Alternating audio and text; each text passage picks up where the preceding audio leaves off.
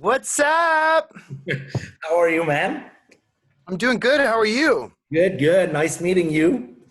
You too, man. I am so honored that you would even want to talk to me. So thank you. Oh, please. Thank you so much, man. This is really kind of you. And your name is Laurent? Laurent, yeah. And your Oh, what name? Laurent? Say it again. Laurent. Yeah. Laurent. Laurent. Yeah, you That's don't very, put the T at the end. Yeah. A French Laurent. name. Yeah, exactly. That's very sexy. That shit is hot. Laurent. I Yeah. think I'm going to tell my wife that that's my name tonight. Hey, babe, my new name is Laurent. And she's going to go, you know? Yeah, exactly. So, so we've got like 25 minutes together before my next interview. So I just wanted to tell you, first of all, I'm super grateful that you would take the time to even talk to me. And second of all, just thank you, man, because I don't get a lot of press from where you are, and you're helping me out. So thank you very much. No problem. It's a pleasure. Um, let's start. You just released an album last week Yeah. called This Is What I Live For. First of all, um, what's the this in that name?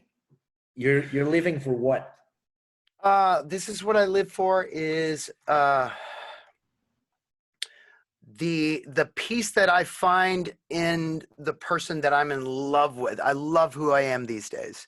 I love who I am, even with my faults, my depression, my doubts, my paranoia.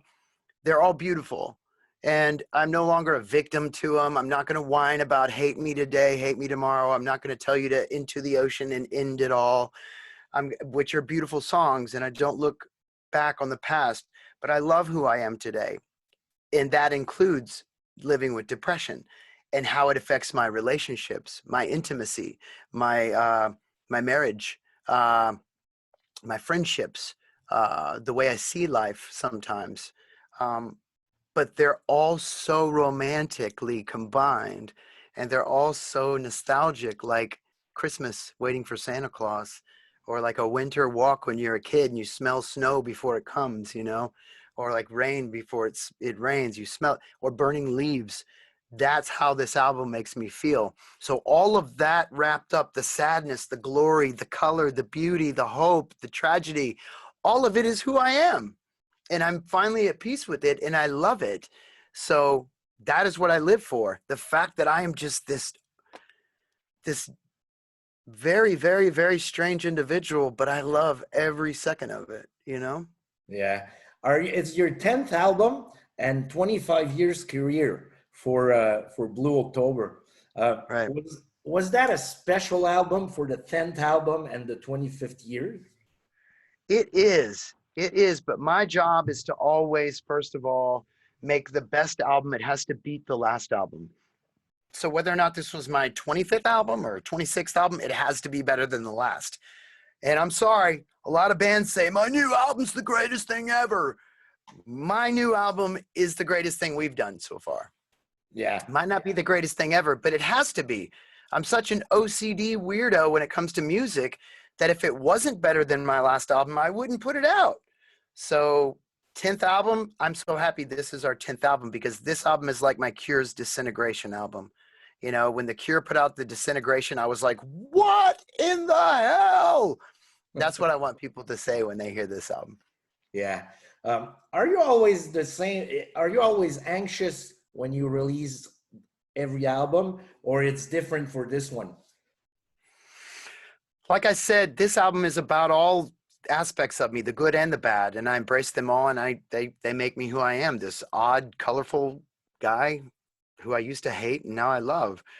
So I'm never anxious. I wasn't anxious on this album because it was an honest truth and portrayal of how I feel inside my body and head and heart.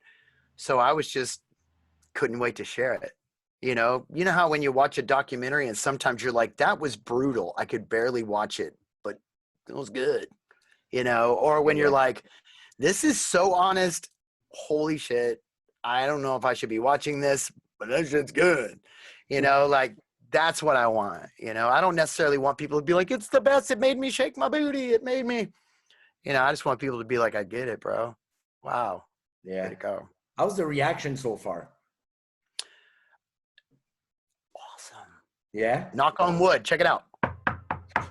Knock on wood. People are loving it, and as long as people listen to it and they find one song on it that they love, this album I wrote is a whole concept. So people saying they start to listen to it from top to bottom really makes me feel special. And that's really nice. People say they love it. That some people say that it's our best album yet. What, Lohan? What? Yeah. Your lyrics are really personal. Um, do you have sometimes feedbacks of people you're talking about? All the time. That's what makes Like, that's what, okay. yeah, that's what makes my life so interesting. When I meet you and you affect me in any sort of way, I will write about you. It's just I see it as a compliment because most of the stuff I write about people these days are the good I see in them. I used to use that as a pedestal to write about the negative or look at me, I'm going to shame you. And that was bullshit. That was my ego. And that was just so bad. It made me look stupid and petty. These days, I try to find people and some of their faults, and I try to show them what they have that are good and the parts about them that I love about them. And I adore the fact that I find people in my life and I covet them and then I use them as my subjects. I use them as my subjects. Yeah. Ryan and you formed the band a long time ago. Um, how can you make a relationship, even if it's musically, last that long? The listeners and the way that we keep, if Ryan comes into the studio after I've written a song, he will take that song to another level. He will take that song to a level of, do you listen to The Cure at all? Yeah. Okay, you remember the song Just Like Heaven? The Mm, when he goes the oh yeah, hook. yeah, yeah. Okay, it's like you take Just Like Heaven and you just sing, you who soft and lonely, you who soft and lonely, just like heaven, but you don't have the hook. That song would be nothing without the hook, you know. So Ryan is that guy. He adds that fairy dust on top of the songs. The songs are beautiful before, but man, when he gets a hold of them, he's like a ribbon to the present, you know. Yeah. Is it easier to have that kind of relationship musically than with women? Yeah. I'll be honest with you. That's a great question. Is it easier to love music than it is to love a woman? Yes, it is, because I'm a very hard person to love. Loren, is I'm a very hard person to love. I'm a very much a romantic, and I'm a very much a hopeless romantic. So my life, I want it to look like a romantic movie always, you know, and that can get a little much for people, but Yeah, it works so well with music. yeah, It always embraces that. It says, bring it to me, boo boo. You want to bring me flowers? Come on. You want to make love to me right here on the piano? Go ahead. That's what music says to me. yeah. You know, it doesn't always work that way with the other Well, one.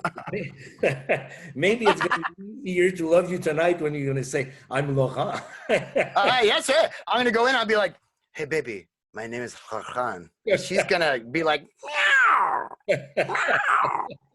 That's exactly what's going to happen. Yeah. I read that you like to always speak the truth on the albums. That is it. Um, why do you think it's so difficult to speak the truth? And I don't know. And that's always bothered me about some artists because uh, I listened to the Smiths, Peter Gabriel, like The Cure, people that were poets, right? People that were just, wow. They didn't just tell you that they were on a street. They told you what the name of the street was and two people that died on that street. And you're like, whoa, they went deep. So I always never understood why people didn't take it to the next level and were more personal with songs. So I've always been that way. I've always told the truth. And that's what I've done with life. You know, the good, the bad, and the ugly. I've just always made it sound pretty, but it was always just the truth, you know? Yeah. Is it easier to speak the truth as you get older? Oh, yeah. When you're a young kid, you speak the truth through your ego. That was me. I spoke through my ego to look at me, look at how cool I sound, or let me shock you with the truth. These days, this is the truth. I hope you take it with you so you'll find more peace like I've found more peace, Yeah. you know? Do you like getting older? I love getting older because look at how good looking I get. Look at this. I mean, I'm like a fine, you and I are like a Cabernet, bro. Put us away, let us get older. I mean, when you take it out, we just taste a lot better. Exactly. I love getting older. I do. I seriously love getting older, and I can't wait to get even more older. Yeah, exactly like me. I've been, you've been sober for 8 months. I've been sober for a year. I've And, been sober for 8 years. oh, 8 years, sorry. And, Yeah. and I've been sober for a year. You have? Yay! And it's been the coolest year of my life. I told you. Look at this. And next year will even be badass more. And then the year after that, we'll kick this year's ass. And then the next year, it just gets better, bro. Yeah. People don't get that. It does. You become a badass. You love yourself again. You like who you are. And no one can take that from you. No one. And it's so powerful, man. Yeah. That's really cool, actually. Congratulations to you, bro. That first year is a bitch. Yeah, but it's been very cool. I'm so proud of you. um, with that pandemic, what do you guys do? I write every day at 10 a.m. to 6 p.m. I've written over 80 something ideas, close to 100 new songs since the 7-month pandemic. Super proud of it. Me and my associate Eric in there are just constantly writing, constantly studying new sounds, new ways. So every 21-year-old that wants my job out there can suck it. I'm going to keep it from them. You know what I'm saying? They can all just suck it and go home and cry to their mommy because I'm going to still pound away at my beats and my lyrics. And I'm going to continue to just rage over here in the studio. Since you have so many songs written, do you keep them away for, you can take them away like 5 or 6 years from now and say, oh, that was a good song. Yeah. I mean, of course, you can't put all of them out at once. I can't put 100-song album out at once. So I got to calculate what works with that one, what vibes with that one, where I want to be when this comes out, where I want to be when that comes out. I'm just stacking up my chest of songs though, because who knows when this COVID thing's going to be over. So I'm going to be ready and just here's another album. Here's another album. Here's another album. Yeah. Do you sometimes write stuff that you say, that's not for Blue October? All the time. But that's what makes bands last long. When you write things that aren't for you and then you make it you. You look at hip hop, you look at alternative music, you look at and you see these bands evolving, you see rappers evolving and you see them singing and you see people like Childish Gambino who sings and then raps and then sings and then raps. You look at these amazing artists who switch their game up every album, and that's the longevity of a career. So every time I write something and go, oh, that doesn't sound like Blue October, I know I'm onto something good for Blue October. Oh, yeah. Yeah. That's cool. Yeah. When are you going to know when it's going to be time to, like, you don't have nothing more to say? Never. You know that I you will always have to. always I something. always have to write. There's always something to say. Look around you. Look at this beautiful world we live in. It's gorgeous. It's amazing. There's always something new every day that I hear and I feel and I write about. There's always something. Just to open your eyes and go outside, meet people, have healthy relationships, get rid of all the negative people in your life. Like just drop them like a bad habit. You don't need to explain shit to them. Just peace out. I'm over this. Negative people, gone, bye. You'll Yeah, start seeing the light every single day. You know what I'm talking about. It's all in your sobriety.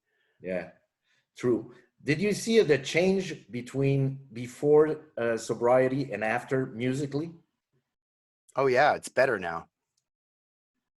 It's crazy. It's better Like now. It's probably less. everything you do. Yeah, it's less self-centered. It's not just about, oh, poor Justin. It's about other people. It's about a universally themed hope. It's about getting better. It's about still dealing with the sadness, but loving yourself through it all, not playing victim, you know? Yeah. Um, you were doing that often before? Oh God. Oh, oh, Lachlan. I was the biggest victim in America, Lachlan. I was self-pity boy. Self-pity boy. You know? Jeez, man. I was the biggest whiny bitch you'd ever meet. Plus, I was overweight and I wore a lot of eye makeup and a suit, so I looked like a chubby penguin. It's true. I was Not a watching picture. You lost a lot of weight, eh? thank That's you, what we thank were you. talking about. We're getting older, but we're getting hotter. Hey, hey, you see what I'm saying? You smell what I'm stepping in there, Lachlan. We are some sexy son of a bitches, and we got to keep it that way. As long as we don't drink or use today, everything's going to be fine. Yeah. And people were telling you that you were self-centered. Nah, people were like, everything's going to be okay, Justin. So they were, I was self-centered because I know what self-centered is. You know what I'm saying? I Yeah. was self-centered because I was an asshole and I wanted what I wanted when I wanted it, you know? And I thought I was better than everyone. It's bullshit. I just want to add some color to people's lives, not try to be all high and mighty. Yeah. You have another band, I read that, called Harvard of the South. Yeah. And you opened for Blue October with your side project. Yeah. How is it to open for yourself? I get extra steps in every day, so I burn double the calories. Pow. Look at that shit. But I'm well on my way. I'm well on my way of being Brad Pitt in Fight Club, bro. Watch, watch. I'm gonna start 3 side projects, so I'll have 4 shows before Blue October, and then I'll have the triple, quadruple the calorie intake. There you go. Cut, cut, cut, cut, cut. Six pack. Holla, holla, holla. You know? yeah, but that's a cool thing to do, though. Yeah, it's cool. I like doing that. I just like making music.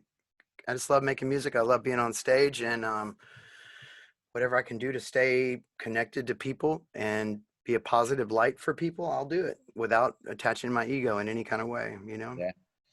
Do you have boundaries that you don't have to step?